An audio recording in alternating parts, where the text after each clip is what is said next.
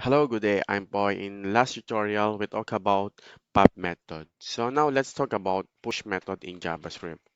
So let's create our push.js file. And then, yeah. So what is push method in JavaScript? So push method is used to add one or more elements to the end of an array. It modifies the original array by appending the new elements and returns the updated length of the array. So yeah, let's create our example for our push method. So let's create our fruits again, and then let's put apple and then banana for this one, and then fruits that push. Then inside of this one, let's add a new value, orange, and then let's say um mango.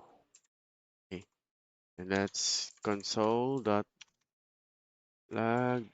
this fruits. Okay, then let's console and then let's run our code. Sorry, forgot to mistype.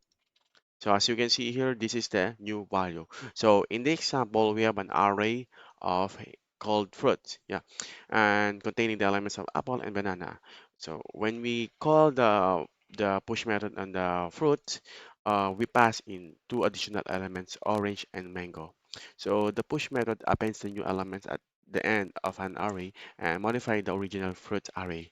After the push operation, the fruit array contains these four elements now. So apple, banana, orange, and mango.